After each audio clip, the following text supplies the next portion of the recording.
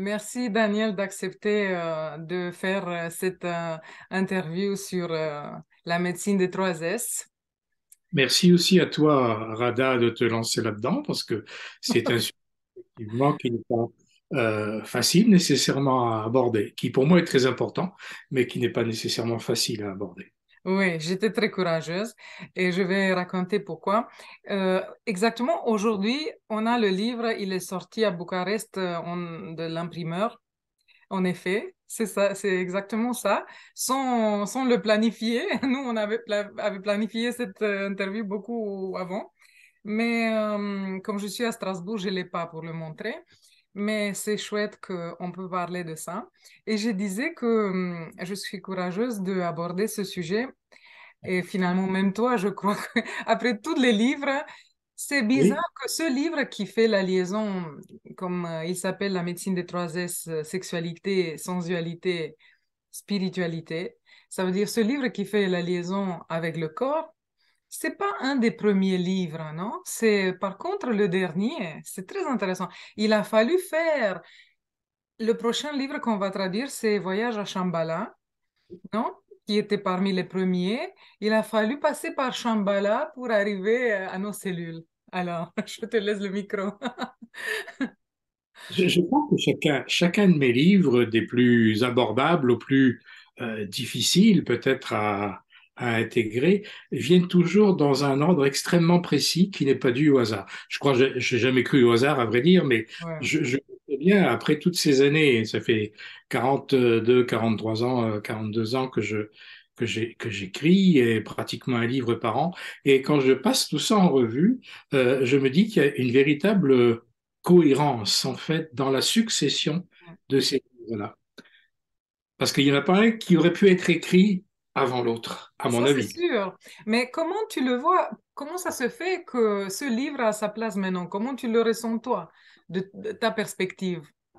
Moi, je le ressens comme un livre de travail sur soi, de réflexion profonde. C'est pas, on peut pas. Il y a des gens qui prennent certains de mes livres et puis ils sont captivés par l'histoire, même s'il y a quelque chose d'initiatique derrière l'histoire, derrière le récit, c'est facile à lire. Ça, c'est un livre de véritablement de travail sur soi, un livre où on est appelé à se prendre en main pour faire le point sur notre rapport à nous-mêmes, notre rapport à notre corps, la façon dont on comment dire, dont on se comporte avec nous-mêmes dans notre chair, même lorsque l'on a comment dire, une aspiration vers la spiritualité. Parce que nous sommes dans une société judéo-chrétienne où depuis des millénaires, on nous dit que ben, le corps et l'esprit, c'est deux choses différentes, l'âme et la chair, c'est deux choses différentes, et qu'il n'y a pas vraiment je veux dire, de point de rencontre. La chair est considérée comme sale d'une certaine façon par l'Église en général, par toutes les sortes d'églises. C'est ça, même si maintenant il y a évidemment beaucoup plus de tolérance qu'autrefois, il y a d'une part l'esprit, puis d'autre part le corps. Et Et là, je crois, à mon sens, fondamental. je dirais, pas seulement ils nous disent peut-être aujourd'hui ça, mais on l'a vécu comme ça pendant plusieurs incarnations. On a vécu cette coupure. Je pense que ça, c'est la chose la plus lourde qu'on porte. En plusieurs incarnations dans ce chemin terrestre, cette coupure, et c'est en nous la difficulté d'intégrer tout ça. Et bien sûr, parce que nous vivons dans un monde où la dualité a été constamment entretenue. Il n'y a rien à faire. On nous dit Dieu est partout, d'une certaine façon, et dans toutes les cultures d'ailleurs. Hein, on dit Dieu est partout, sauf que on peut pas concevoir qu'il puisse être également intégré à notre être de chair. Alors là, il est partout, mais il est plus tout à fait partout. Mm, Il n'y a pas si notre chair, comment dire, est totalement incompatible avec la notion de divinité. mm. Il y a un non-sens. Il y a un non-sens.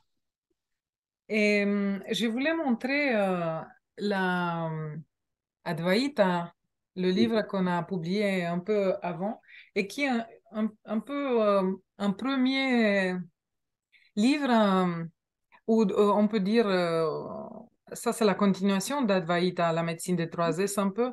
Là où tu enseignes des choses, c'est pas là où tu racontes une vie dans la kasha, mais là où tu transfères un peu de la connaissance.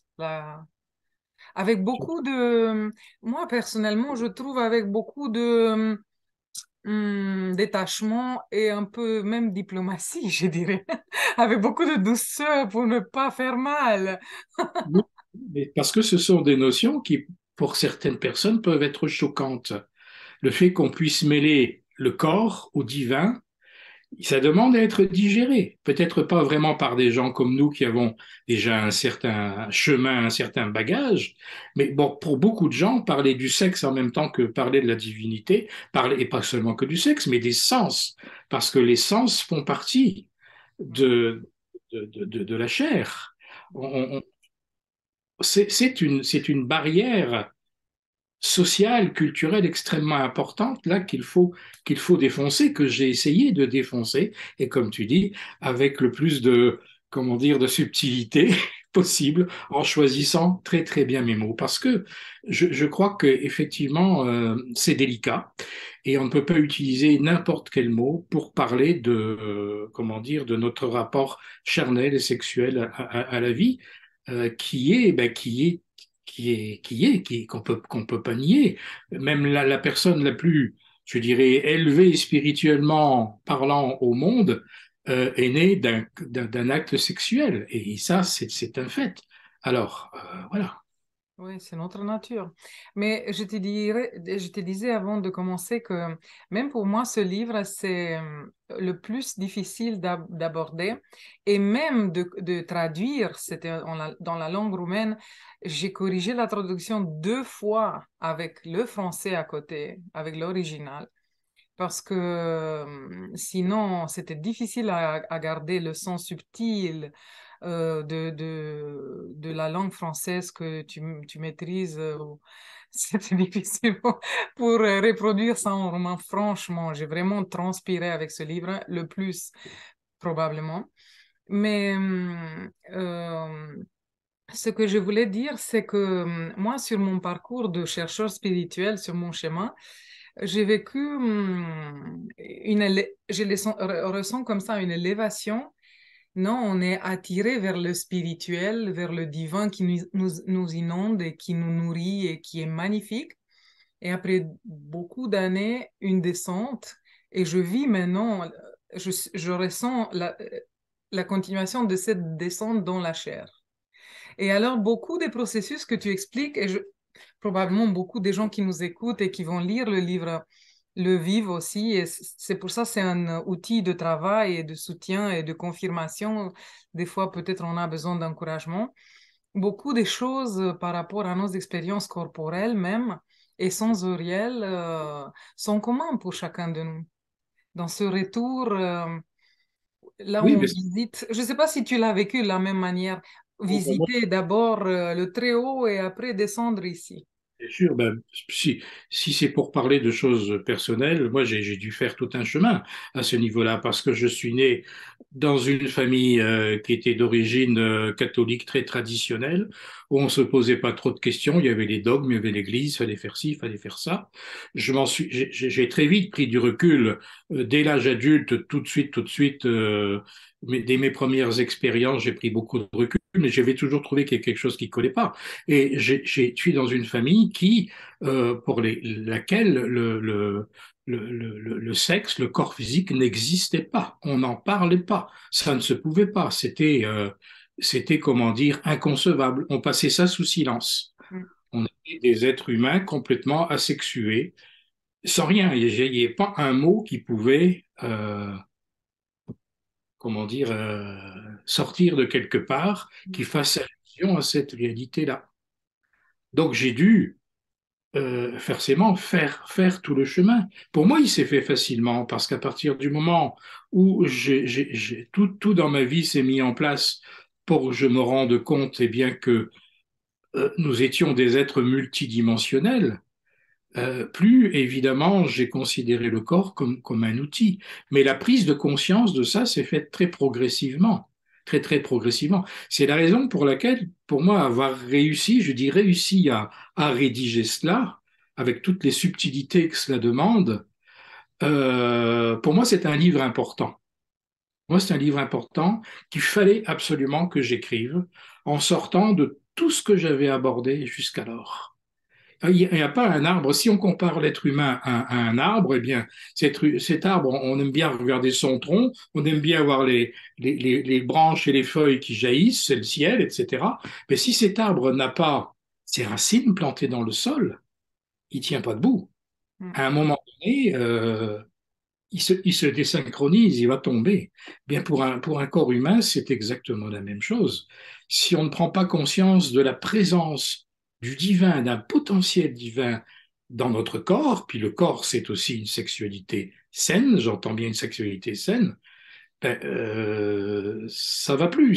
C'est fondamental de réaliser cela, que nous sommes des êtres à la fois un, mais en même temps tripartites.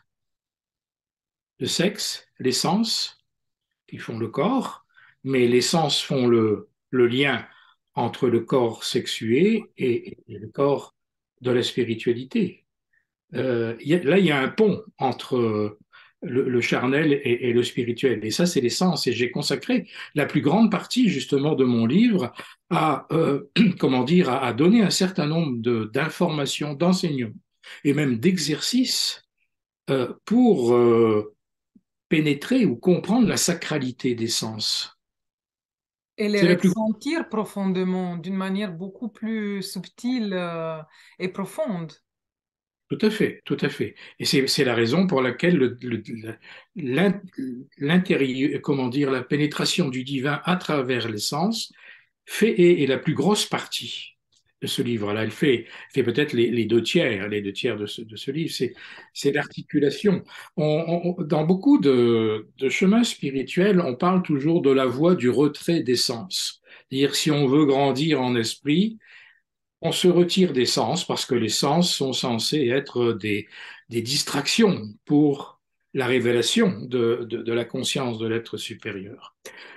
C'est une voie, mais c'est une voie qui est simplement une voie, ce n'est pas la voie. Parce que les sens peuvent être doivent être je veux dire, des maîtres enseignants également.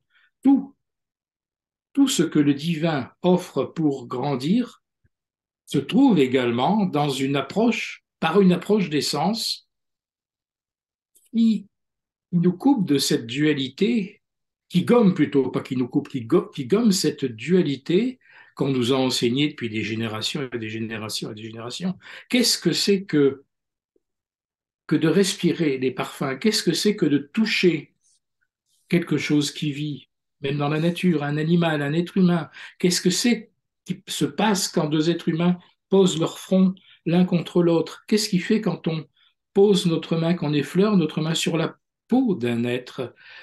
Qu'est-ce qui se passe en nous quand on respire à plein cœur, je dis à plein cœur, tous les parfums de la nature? Même la roche a une odeur, même on va dire un métal a une odeur, etc. Et tout ça, c'est la même chose au niveau des yeux. Est-ce qu'on regarde toujours, mais est-ce qu'on voit? C'est ce que j'essaie de faire comprendre. Oui, on regarde constamment autour de nous dans la vie, mais est-ce qu'il y a vraiment des instants où on se laisse porter par le regard unique qui fait que l'on voit ce que l'on regarde? Très souvent, on croise des gens à longueur comme ça de journée, puis en fait, on ne les a jamais vraiment vus. C'est-à-dire qu'on n'a jamais essayé de sentir le divin en eux. Et en La- effet, tous ces sens et tout ce sentir nous connectent au niveau de l'âme. Ça veut bien sûr, dire, bien sûr. c'est les qualités de l'âme qu'on a niées tous ces générations ou ces C'est incarnations. comme Louis. La plupart du temps, on écoute, mais on n'entend pas. On n'entend pas réellement. Et c'est même dit dans les écrits très, très, je veux dire, très canoniques des évangiles, etc. On souligne le fait qu'il faut pas simplement écouter, mais entendre, que ceux qui ont des oreilles entendent, c'est-à-dire, Ouais.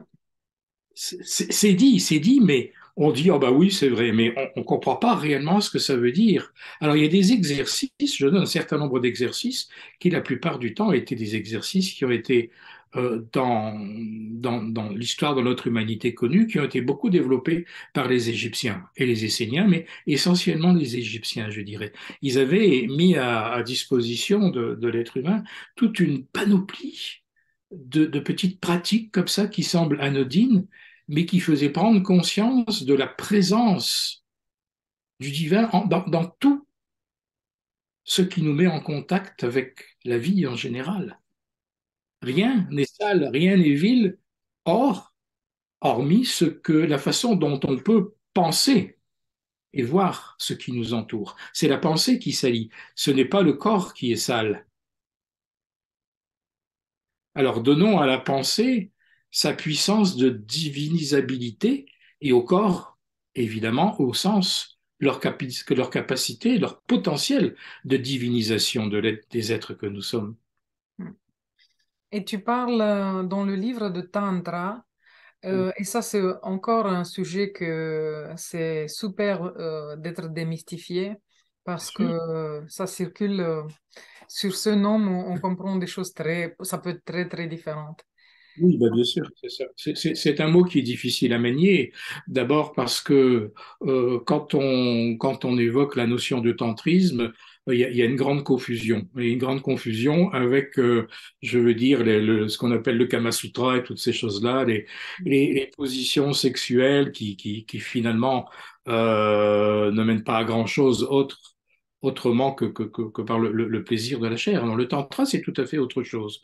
Le tantra, c'est un enseignement initiatique dont les orientaux, essentiellement les maîtres himalayens, affirment qu'il a été comment dire, révélé aux humains par Shiva lui-même. Or, Shiva, c'est qui?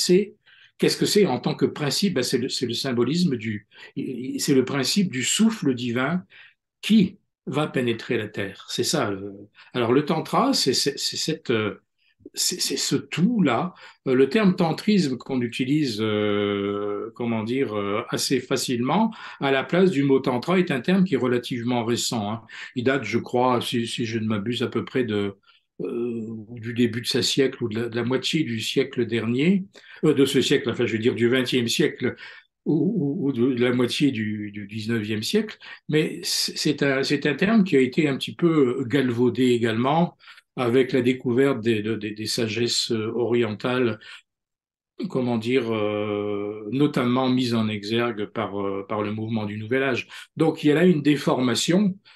Quand on dit qu'on étudie le tantra, c'est quelque chose de sérieux. C'est une pratique qui peut pas être faite n'importe comment, qui ne met pas seulement le corps en avant, qui utilise le corps dans certains exercices très codifiés, mais qui est essentiellement nourri par une connaissance intérieure, une approche intérieure extrêmement précise de l'ordre du divin.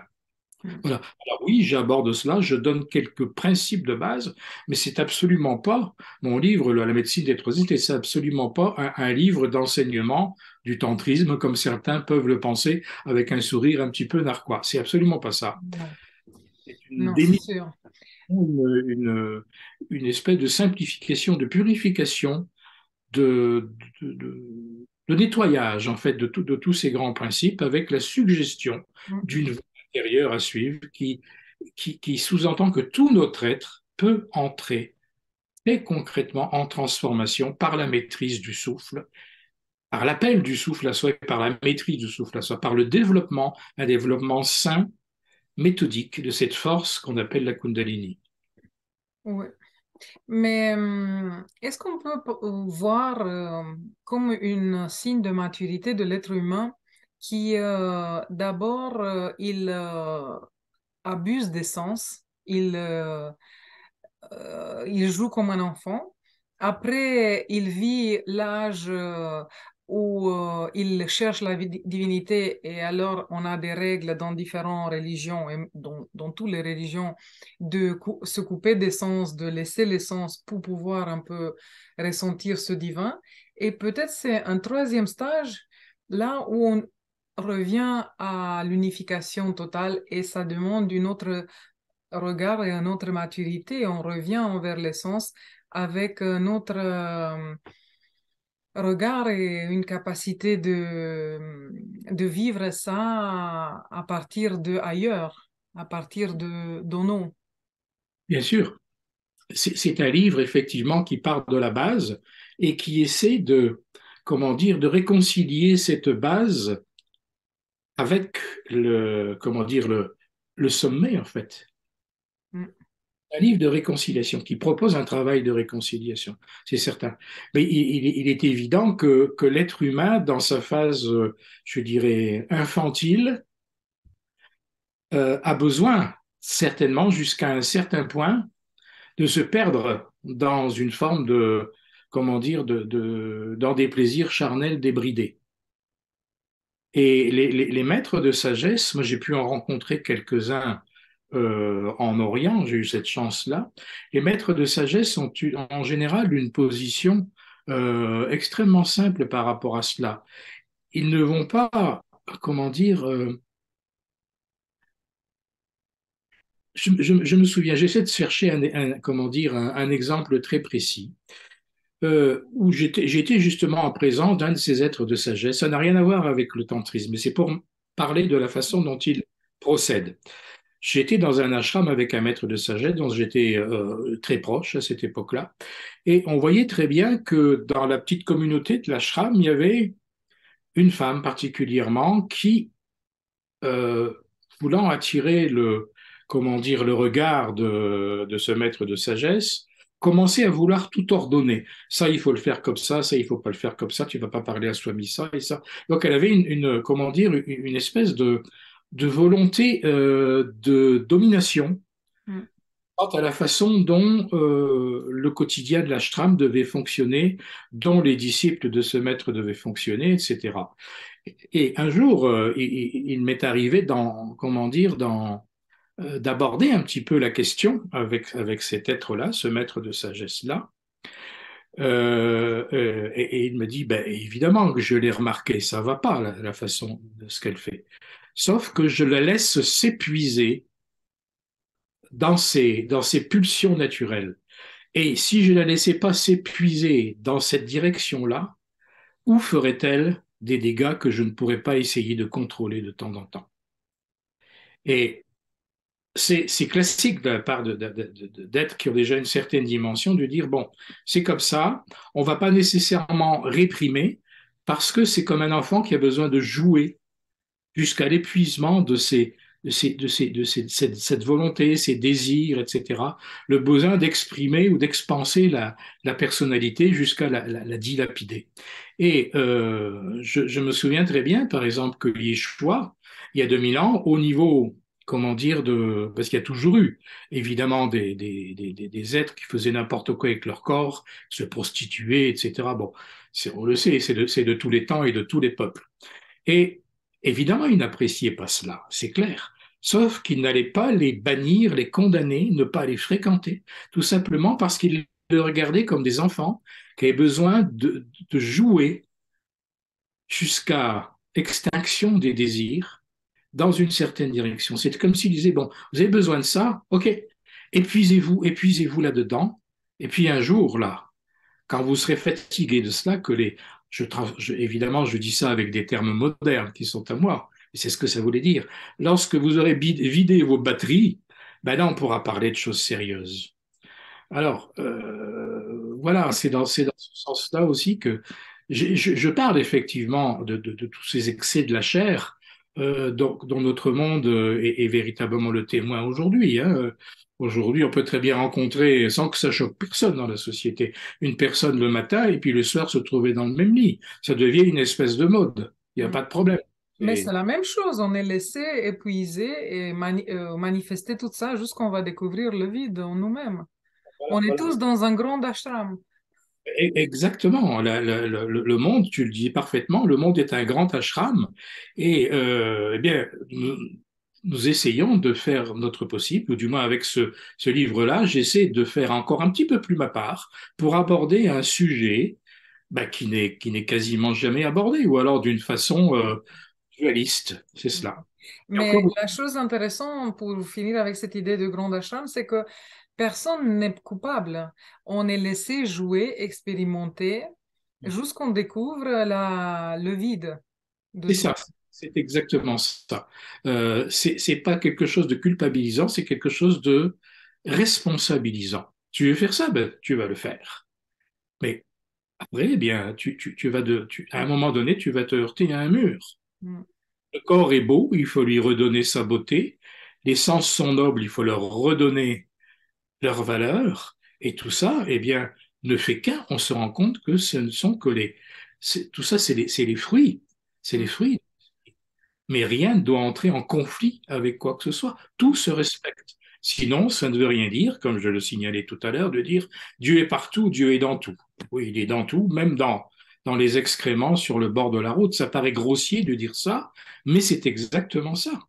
Il est partout. C'est tout simplement, ça choque si on se dit que Dieu est quelqu'un, mais je le répète sans arrêt, comme Dieu n'est personne, mais comment dire, mais un souffle, un souffle collectif qui circule constamment dans l'univers. Et qui Il alimente toute la matière et qui donne vie à la matière. donne vie à la matière, il est logique, cohérent que la moindre parcelle de ce qui est quelque part dans l'univers soit imbibée par sa présence. Sinon, ça n'existerait même pas. Mais absolument, mais C'est même absolument. pas imbibé, c'est sa présence. Tout à fait, c'est sa présence. Dans des différentes formes, selon différentes vibrations et expériences. C'est vrai que notre mental ne peut pas On contenir tout ça. ne peut pas, parce que tout de suite, on se heurte à un vocabulaire qui trahit ce que l'on ressent, parce que les concepts n'existent pas, et peut-être qu'on est encore loin de pouvoir les fabriquer, ces concepts. On y arrivera, on avance, mais tout cela pour dire qu'il fallait absolument, que, je crois en tout cas, qu'il fallait que je rédige ces pages pour clarifier certaines choses. On arrive à avoir des concepts là où on comprend des choses, on commence à comprendre et après on peut avoir un vocabulaire. Mais aujourd'hui, avec le vocabulaire qu'on a, c'est clair que euh, on est un peu limité de Oui, tout ça. et on est porté de ce fait à juger constamment. Il ne s'agit pas d'apprécier les débordements, les excès. Certainement pas, on va les apprécier, mais essayer de comprendre pourquoi ces excès sont là et à quoi ils peuvent éventuellement mener certaines personnes. En Oui. fait, notre destination à tous est la même, hein. C'est la même, simplement, on avance chacun à notre rythme avec des expériences différentes. Mais le On but, est, c'est de on est tout un, réaliser. pardon, on est un, on fait qu'un et nos expériences sont les mêmes et on va dans le même endroit. Oui, Ça, absolument. Par des chemins différents, à des vitesses différentes. Et puis voilà. Alors c'est, c'est, c'est extrêmement exigeant. C'est une démarche comment dire, d'apaisement, de découverte de la véritable tolérance. On est loin de cette véritable tolérance. Enfin, quand je dis tolérance, faut pas mal comprendre le mot, parce que souvent on tolère quelque chose parce qu'on dit, bon ben, je tolère ces débordements-là ou je tolère ces choses-là, mais c'est moi qui ai raison. C'est pas dans ce sens-là non, qu'on, j'utilise le mot tolérance, c'est l'acceptation des différentes expressions de l'énergie du vivant, en fait. oui, Je qui est, disais, qui a ce ses sont phases de maturation. Ce sont des choses comment dire, des concepts qui font petit à petit leur chemin. Je suis tombé par hasard sur un début d'article. Je dis début parce que j'ai pas pu lire la fin et pas parce que je suis pas abonné à cette revue-là. Il y a un début d'article sur Internet il y a 2, 3 jours. C'était peut-être dans Le Monde, en France, enfin un journal assez sérieux, un magazine assez sérieux. C'était pas. Et il y avait un article qui était écrit par je crois que c'était une sociologue, si je ne m'abuse, mais peu importe. Donc quelqu'un qui en général, qui en principe, selon sa formation universitaire, n'aurait pas dû tenir le discours qu'elle tenait dans ce que j'ai lu d'elle. Elle disait tout simplement que nos sociétés étaient en train de se désagréger parce qu'elles étaient en perte totale de sacré, de sacralité. Et Mm, elle précisait, la sacralité ne sous-entend pas la religion. mm. Et là, j'ai dit, c'est en train de faire du boulot. C'est C'est en train sûr. de passer petit à petit chez certaines personnes qui sont très bien, comment dire, intégrées dans la vie culturelle, dans la vie, oui, culturelle de notre société, qui ne sont pas accusées de ceci ou de cela, de faire partie de certains mouvements sectaires et autres, qui osent aborder ces choses-là, qui se rendent compte que sans sacralité sacrée, une société court évidemment à sa désagrégation, à son explosion. Et on assiste à ça aujourd'hui, effectivement.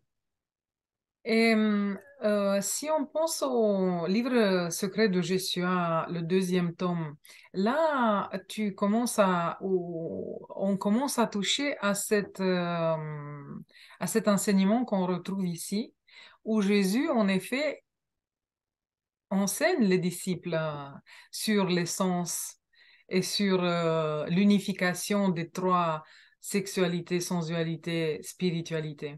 Sauf que dans le livre secret de gestion, on n'a pas beaucoup de détails. Peut-être tu peux compléter quelque chose on- de ce que tu as vécu et tu n'as même pas pu écrire dans le livre à l'époque.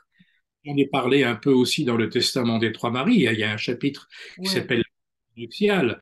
Dans le premier tome aussi, par exemple, du livre secret d'Yeshua, il y a toute cette initiation qui est du niveau du tantra avec, comment dire, Mataji, qui est la contrepartie féminine de Babaji. C'est une initiation qui est donnée à l'avatar que Yeshua révèle en lui dans sa jeunesse. Donc il y a des informations là, mais évidemment, ça ne peut pas entrer comment dire, dans des choses aussi précises que ce livre-là que je viens d'écrire, tout simplement parce que il s'agit de la personnalité du maître Yeshua, et il est évident qu'on ne peut pas rentrer trop dans son intimité, encore qu'il y a beaucoup qui a été dit, je crois. Au niveau du sens de la perception profonde du tantra, oui, je crois qu'il y a beaucoup déjà qui est dit dans le Testament des Trois Maries et le livre secret de Yeshua. Mais parce on que ne peut pas lui, il initiait ses disciples à tout ça. initier quelques-uns, pas beaucoup, de ses disciples à cette discipline du tantra. Mm.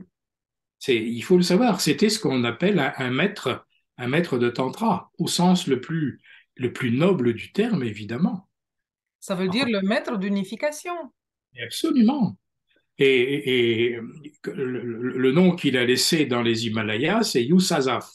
Yusazaf qui vient un peu du nom ici, Yusaf, qui était son nom avant de devenir Yeshua. Mais Yusazaf, en ourdou et dans les langues de cette région-là de l'Himalaya, ça veut dire le rassembleur. Et rassembleur, ben, c'est à tous les niveaux. C'est à tous les niveaux. Et là, les églises ont toujours voulu tout censurer, tout couper. Si on regarde bien, les femmes n'existent pas. Je veux dire, la polarité féminine, sans parler des femmes, mais la polarité féminine est complètement, comment dire, gommée des textes sacrés de notre culture. Mm. C'est une culture patriarcale, donc c'est le masculin avec le masculin. Mm. Ça n'a aucun sens. Ça n'a aucun sens. Et Ida et Pingala, les deux axes, comment dire, de la colonne vertébrale, qui à un moment donné doivent fusionner pour générer dans le canal de la Shushumna cette poussée ascensionnelle vers une petite glande que nous avons au centre du cerveau qui s'appelle le thalamus. Quand comment dire, quand l'énergie de la Kundalini parvient à, comment dire, à envoyer une onde jusqu'à ce thalamus, eh bien, le thalamus, et thalamus, ça vient d'un mot grec qui veut dire la chambre nuptiale. Ça dit beaucoup quand même, la chambre nuptiale, le thalamus. Eh bien, lorsque ce thalamus, en tant que glande, reçoit cette impulsion de la Kundalini, qui est sollicitée, eh bien, elle renvoie un appel à la base du corps humain, au niveau des vertèbres sacrées, justement, elles ne sont pas appelées sacrées pour rien. Et là, ça crée une sorte d'ouverture de conscience où tous les opposés ne signifient plus rien. Il y a réunification de l'être humain, le masculin, le féminin, et voilà. Euh, Réintégration dans le divin total. Dans, Absorption. attention, ça se fait d'une façon progressive, hein. Mm. C'est pas parce qu'on a une montée, comme on dit, une montée de Kundalini que c'est l'illumination. Non, ça se fait d'une façon progressive, ou alors ça fait des dégâts incroyablement irréversibles dans le corps. Mm. Il y a des équilibres, c'est comme un feu qui va tout ravager. De là l'importance de, comment dire, de respecter le rythme de l'évolution de notre propre corps par des pratiques mesurées, par des respirations bien maîtrisées, etc. C'est toute une discipline, c'est toute une discipline. Voilà, c'est. Ouais. Vous voyez. C'était, tu parlais dans le livre de sens de lui qui fait comme un sifflement très aigu qu'on réexpérimente, et ça c'est le chant de prana, et qui devient après le chant du silence. Oui, C'est la vibration ondoyante du courant divin le long du canal de notre Shushumna qui tient de se dilater pour envoyer un signal à la chambre nuptiale de notre être. Ça, c'était une citation que j'avais sous les yeux. Comme j'ai plusieurs, je ne sais pas si on aura le temps, mais alors, tout cet sens de lui, c'est comme un sans heure de ce processus qui se passe énergétique, non? oui, tout à fait, tout à fait. Le but, en fait, de cette discipline-là, qui est une discipline globale, hein, c'est le nettoyage le plus parfait possible de tous les nadis du corps, parce que on parle évidemment des deux grands nadis, Siddha et Pingala, mais notre corps est couvert d'une multitude de petits nadis. Et le travail sur le souffle, sur la vibration du son, sur l'écoute du son, sur comment dire, l'approche d'une autre façon de toucher, de regarder, etc.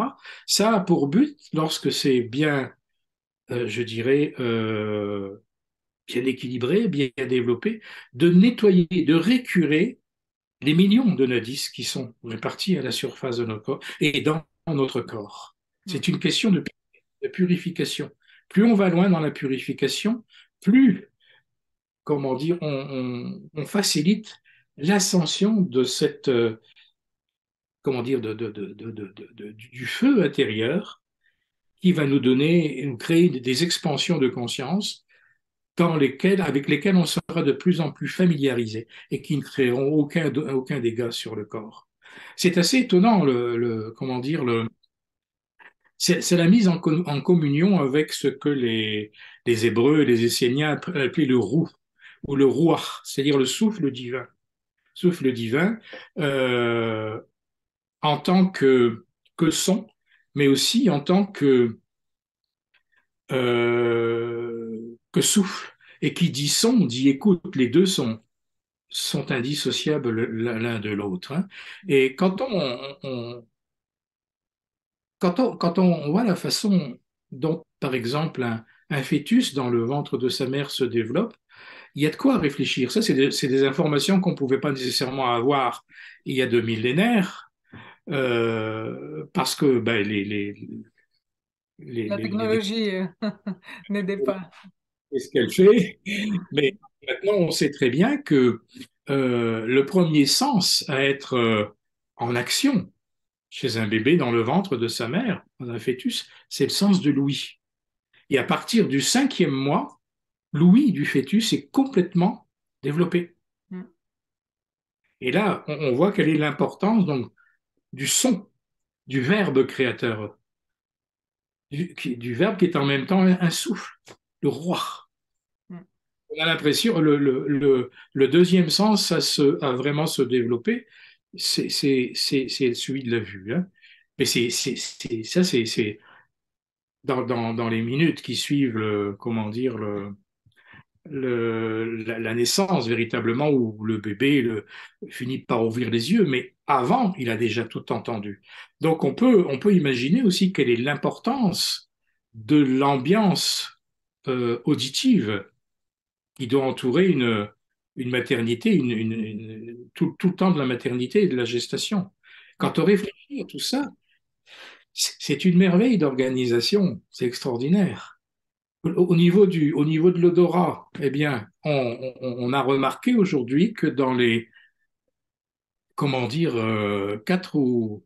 4 jours après la naissance du bébé, eh bien, le bébé reconnaît automatiquement l'odeur de sa mère. Il n'a pas fallu longtemps. C'est pas tout de suite même. Moi, j'avais l'impression que tout de suite, de mon expérience avec mon bébé, Moi, j'avais je l'impression que... 5 heures. C'est pas 4 ou 5 jours. Tu as bien fait de me reprendre. J'ai fait un Oui, lapsus. oui, oui. Les heures qui Ah, je suivent. parle de mon expérience. Oui, oui. Parce que il le sent tout de suite, en effet. Il est beaucoup plus développé peut-être un bébé que nous, parce que nous, on a bloqué tous ses sens. Mais Et absolument. chez lui, c'est encore...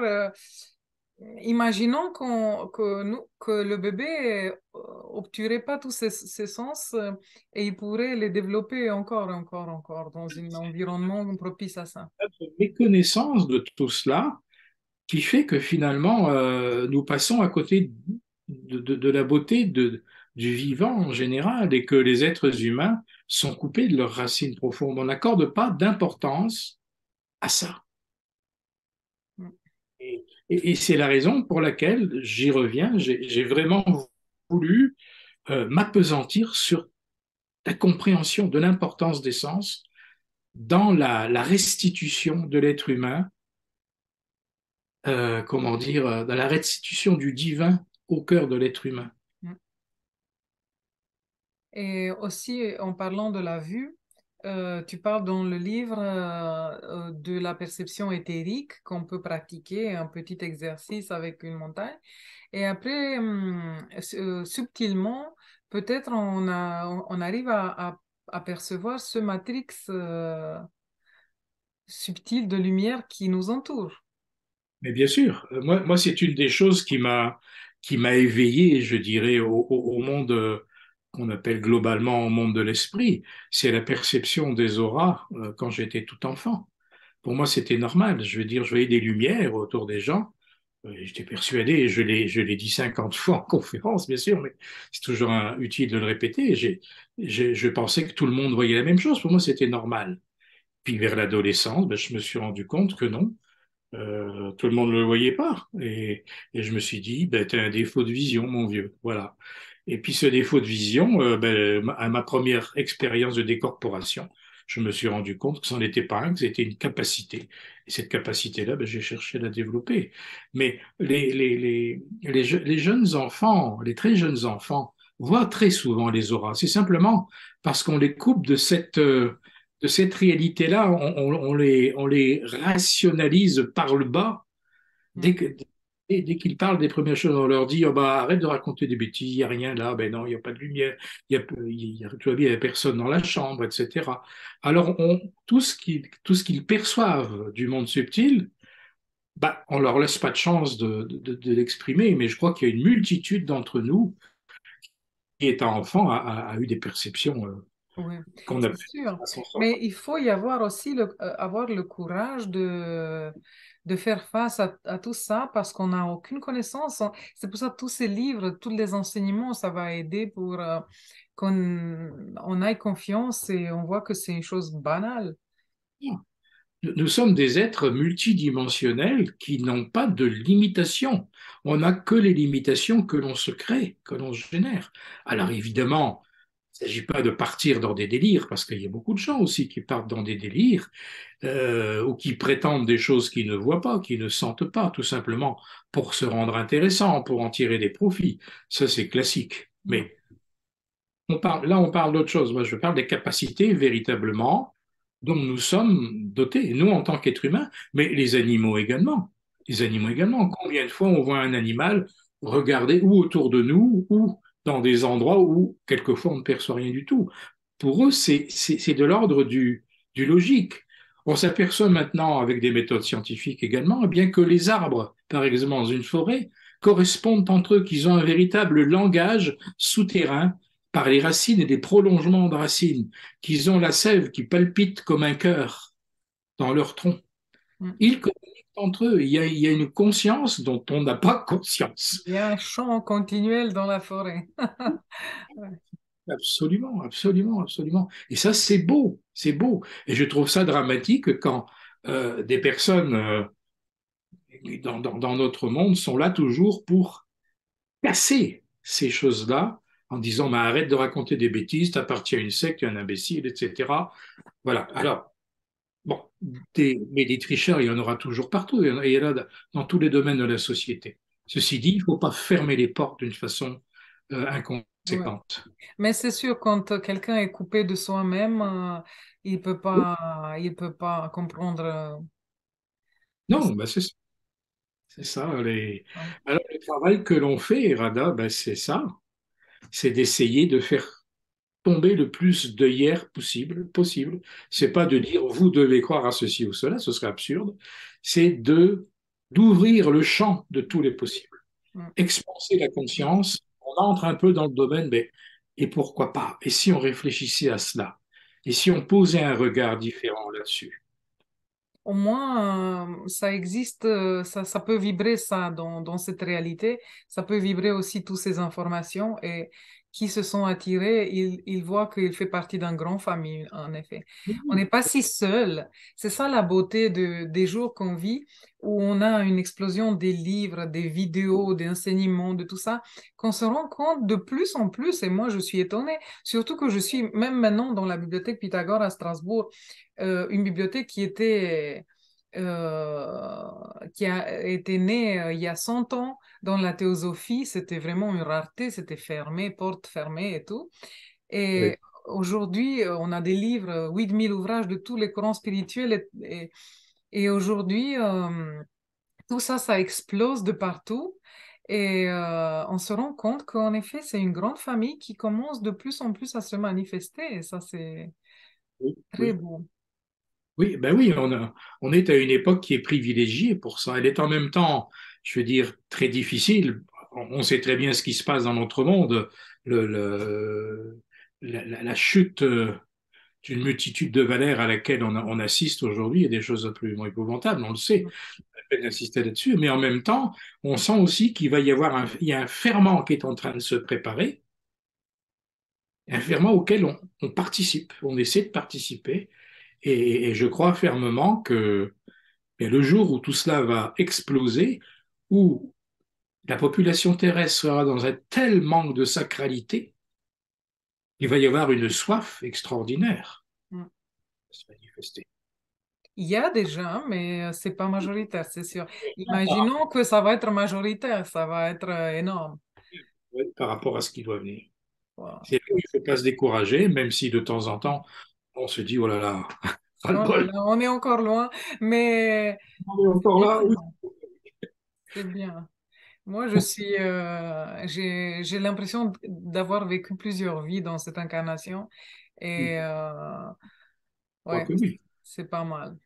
Oui, oui, tout à fait. On a vécu plusieurs vies et puis on est, je crois, nombreux à avoir pris des grands virages, quelquefois à 90 degrés. Mm. Et ça n'a pas toujours été facile, mais on a bougé, on a fait avancer les choses, on a avancé nous-mêmes, évidemment.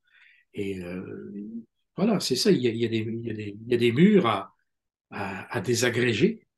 Mm. Et, et c'est ce qu'un livre comme la médecine de 3S essaye de faire à sa façon, d'une autre façon que celle que j'ai utilisée Oui, jusqu'à. de mettre vraiment le doigt sur, Voilà, voilà. l'amener au concret, tout ça. C'est vraiment, Oui. ouais, c'est Alors, très précieux. c'est un livre de travail sur soi, mais bon, il y a des moments où il faut, il le faut. Oui, et comme j'ai pensé aussi à toi, comme tu as vécu dans les annales akashiques, dans la peau de Jésus, et tu as visité tout ça. C'est sûr que ça t'a impacté personnellement dans cette chair, dans Daniel, dans cette chair. Et alors, tous ces enseignements et tout ça, ça doit être teinté de tout cet enseignement, non? De Jésus aussi. Et évidemment, évidemment que ça m'a impacté très profondément. Je dirais pas que ça m'a simplifié les choses parce que ça sous-entend une exigence envers soi-même et une acceptation aussi d'une multitude de choses de la part des autres qui fait qu'il y a des moments où je me sens comme en décalage et puis très Mm. concerné par notre monde. Puis en même temps, c'est tellement ancré dans ma chair que je me sens malgré tout toujours très concerné et sollicité pour continuer à avancer, avancer, avancer. Et c'est sûr que je suis plus pareil en profondeur qu'avant ces livres-là, c'est certain. Je ne sais pas ce qui va se passer avec le livre que je suis en train d'écrire actuellement, par exemple, parce que ça encore, ça va être quelque chose d'important. C'est sur la Marie et la mère de Jésus, non? J'ai fait le même travail avec Myriam, la mère de Jésus, que celui que j'ai fait avec Jésus, avec Yeshua, c'est-à-dire revivre l'intégralité de sa vie à travers ses yeux, à travers ses émotions, ses pensées, etc. Là, j'ai à peu près une soixantaine de pages écrites et c'est autre chose encore, mais c'est assez bouleversant et épuisant. Mais bon, ça va être Mais un pourquoi risque. c'est épuisant? C'est épuisant parce que c'est ça qui est difficile à comprendre, c'est retranscrire tout ce qui est vécu à travers ses yeux, ses pensées, trouver des mots d'aujourd'hui pour traduire ça. Et puis l'expérience elle-même est épuisante parce que je pars à chaque fois plusieurs heures de mon corps physique. Et là, je reçois une somme d'informations absolument incroyable. Je dois trier ces informations. Qu'est-ce qui est intéressant? Qu'est-ce qui n'est pas intéressant? Quelle est la séquence de ce que j'ai vécu à travers ces yeux que je dois privilégier par rapport aux autres? C'est un travail qui sollicite l'être tout entier. Mm. Et ça me fait écrire, évidemment, très, très lentement. Il n'y a pas un mot qui soit pas choisi. Ça, c'est Voilà. sûr, on le ressent. Mais par rapport au goût, aux cinq sens, en vivant tout ça avec Marie, par exemple, tu as le goût de la nourriture, des odeurs, de la lumière, de tout ce qui était à l'époque. C'est spectacle intégral, je Tu vois, dirais. ça doit être fascinant. Fascinant, mais ça participe aussi à l'épuisement, ça. Ouais. Parce que c'est une saturation d'informations. Parce qu'en même temps, et ça c'est difficile d'expliquer, en même temps, j'ai toujours la perception de moi, Daniel Meroy, en parallèle. Alors c'est comme, je sais pas comment expliquer ça. Bah, c'est très intéressant. C'est vraiment très privilégié d'entendre ça. Ce qui est dit, mais ça c'est bon, ça a toujours été au niveau de la lecture des Indes akashiques, c'est pas propre à ce livre-là ni à celui des choix, mais j'entends en araméen, mais il y a un processus de traduction De intérieure, compréhension. voilà. Et la traduction ben, se fait évidemment avec le, comment dire, mon lexique à moi, c'est-à-dire tout le champ lexical que j'ai. Alors plus mon champ lexical va être riche, Et il est, on le sait. plus je vais avoir de capacité à retranscrire je veux dire, les subtilités de ce que je capte. Ça a été la même chose avec le chaman et le Christ. Là, évidemment, on ne parle pas d'araméen, on parlait de la langue Wendat, du dialecte Wendat. C'était exactement le même processus. Je l'ai ici pour le montrer, la variante roumaine. Ça, c'est un livre auquel je tiens beaucoup aussi, parce que Ouais. ça m'a forcé à sortir complètement du contexte dans lequel j'écris habituellement.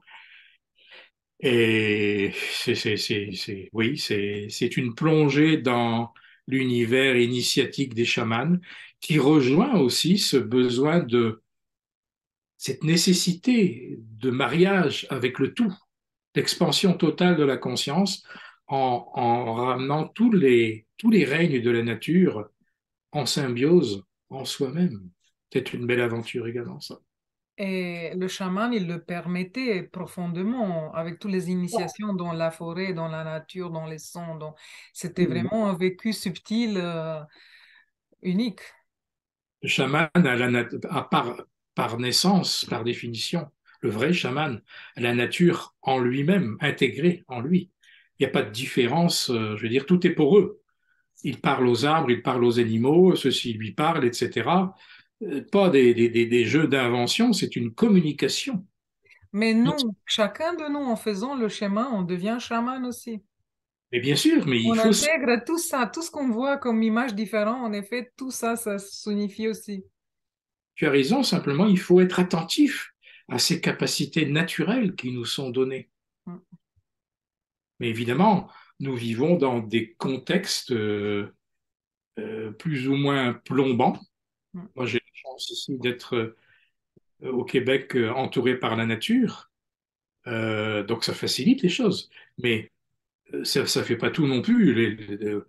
Un grand nombre de mes livres, surtout les premiers, je les ai écrits sur une table de cuisine dans un bassin minier dans le nord de la France. Il n'y avait rien de très élevant à ça. Voilà. Mais ça change Euh, pas. Ça change pas, que de toute façon, j'imagine. c'est à partir du moment où on laisse le cœur s'expanser, c'est lui qui a le dernier mot. Mais ça me passionne penser que maintenant, comme tu visites tout le temps l'ambiance de Marie et de l'époque, des lieux et tout, avoir les goûts de la nourriture, comment c'était, comment ils vivaient. En effet, tu sais beaucoup mieux que tous les historiens parce que Ouais, tu le vis, tu le sens. Comment c'était? parle de ça à des historiens, ils vont pas, à moins, il y a peut-être des historiens effectivement que ça intéresse, mais si je parle de ça à des historiens, des universitaires, ils vont me rire au nez, parce Oui. que tu n'as aucune preuve, tu avances ça, mais regarde là, ça veut rien dire, il y a pas de preuve. Mais est-ce Alors, que tu donc, pourrais dire quelque chose, partager avec nous? Quelque chose que t'as impacté au niveau des sens de cette époque? Comment c'était? Quelque chose qui t'a plu? c'est que nous étions beaucoup plus, comment dire, hyper sensitifs Hmm, au niveau des couleurs, ben de tout, quoi. Tous nos sens étaient beaucoup moins émoussés qu'aujourd'hui. Je dirais que nos sens sont émoussés, sont anesthésiés hmm, à cause d'une multitude de choses, une multitude de choses. Par exemple, au niveau des soins que l'on peut apporter en thérapie, l'imposition des mains, la canalisation du prana, etc. Quand on essaie de soigner avec les méthodes des siècles et des millénaires passés, on est moins, je dirais, euh, on est moins efficace. hmm. Pourquoi? Parce que nos corps se sont blindés. Blindés à force de médicaments, à force de produits lourds, à force de la pollution de l'air, pollution visuelle également. Donc c'est comme s'il fallait à chaque fois mettre double ou triple dose de ce que l'on mettait, entre guillemets, il y a 2000 ou 3000 ans, tout simplement parce que nos corps ne sont plus ce qu'ils étaient. Ils se sont il y a des espèces de croûtes d'impureté. Et Hmm. psychiquement, on est beaucoup moins réceptif aussi. Parce que le rationnel de notre époque est venu tout accaparer, est venu tirer des voiles et des voiles et des voiles. Alors, je m'aperçois effectivement que l'essence que nous avions dans les millénaires passés était beaucoup plus sensible. Et on a mis plus de couches de protection aussi. Elles étaient beaucoup plus aiguisées. Et voilà, alors les saveurs, elles étaient moins complexes qu'aujourd'hui, les saveurs. Je pense que c'était beaucoup plus simple. Par exemple, là, si je parle d'un vin, puisque j'ai abordé la notion du vin, la fonction du vin dans la médecine des 3S, bon, les petits vins que nous avions à l'époque, ils feraient sans doute grincer des dents aujourd'hui parce qu'on a été habitué avec les viticulteurs aujourd'hui à avoir un travail des saveurs tout en subtilité. De plus en plus, nous avions des vins beaucoup plus rustiques, je dirais, mais que nous dégustions avec grand plaisir parce que il n'y avait pas besoin de plus. On sentait peut-être davantage la résine, le raisin dedans, etc. Lorsque je pense aujourd'hui à certains petits vins grecs très résinés, justement, ce sont peut-être les vins actuels qui ressemblent le plus à ceux que nous trouvions il y a des millénaires, parce que plus proches de la vigne elle-même. Je ne sais pas comment dire ça. Mais quand tu expérimentes ça, tu goûtes ce vin à l'époque. Tu as quand même le goût de Daniel d'aujourd'hui qui se rend compte de la différence et... ou- Non, enfin, non, non? je, je pense pas qu'on puisse exprimer ça comme ça. Je me demande, c'est une question, tu es un visitateur ou tu le vis complètement intégré dans ce paysage et tu oublies le Daniel dans ces moments? dont j'intègre la conscience, parce que la conscience est une traductrice de la perception de l'époque. Alors je sens bien que ce n'est pas mes papilles d'aujourd'hui qui captent le goût du vin de l'époque, par exemple. Ça, c'est très net. Mais encore une fois, c'est difficile de trouver des mots justes pour traduire ça. On arrive là à une, comment dire, à à la limite de ce qui est transmissible. C'est juste pour comprendre comment ça se fait cette expérience par la même conscience qui est consciente de ce qu'il vit ici comme Daniel en 2023 et il y a 2 millénaires. C'est quand Oui. même, on a l'occasion assez unique de parler avec un être qui fait ça et qui est ici, quoi. On peut parler.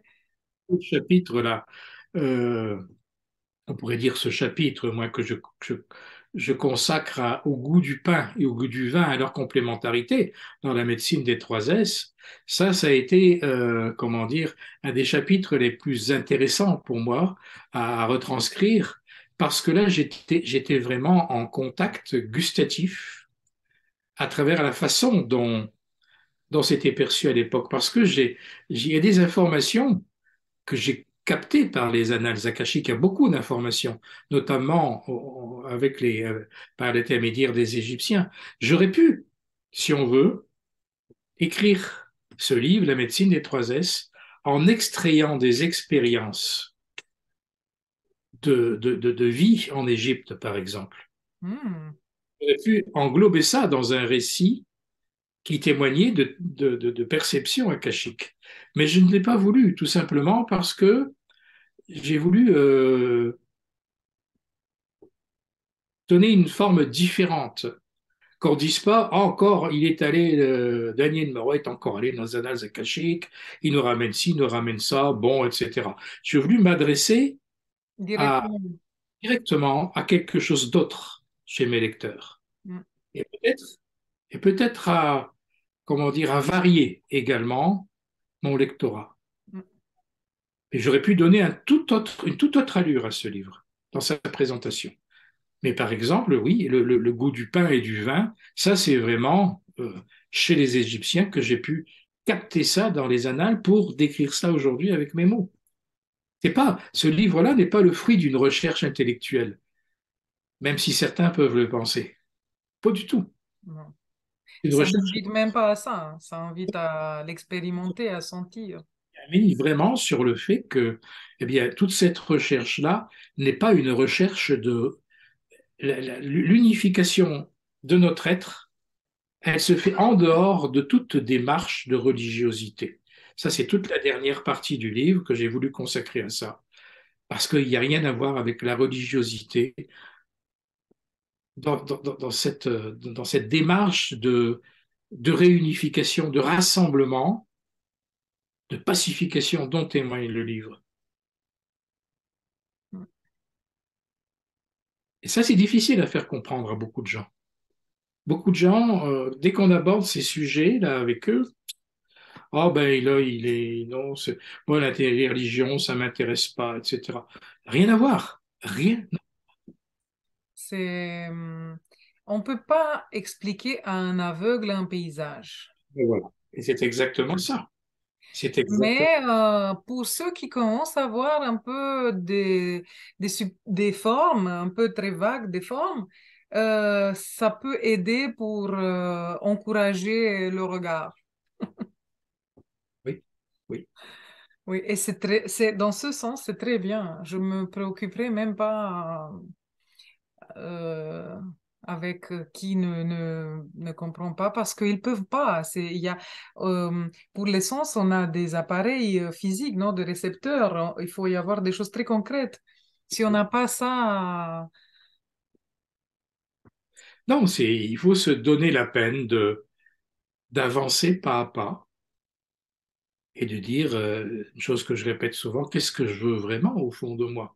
mm, je veux me divertir avec des belles histoires, ou alors je veux aller plus loin que ces histoires-là, incarner certaines choses qui sont dites dans les belles histoires, qui sont des histoires vraies, évidemment, authentiques.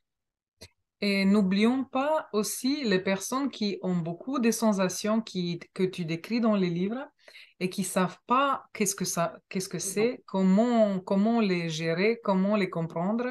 Et ça aide aussi. C'est un Là, soutien. un livre qui est fait pour donner des clés, Mm, pour donner des clés. Après, bon, il faut avoir le courage de tourner ces clés-là dans la serrure. mm. Et j'aimerais finir avec une question, une petite citation que tu mets dans le livre et peut-être tu as quelque chose, des commentaires final sur ça parce que je le trouve très puissant. Quand tu demandes dans le livre, sommes-nous partants pour tout irriguer dans notre être? Sommes-nous également partants pour que notre corps, notre âme et notre esprit s'épousent dans une suprême alchimie au cœur de la chambre nuptiale? Ouais. Ça, c'est une vraie question Et parce à que répondre à l'intérieur de soi. absolument, absolument. Et je finis avec ça juste un instant parce que c'est chaud.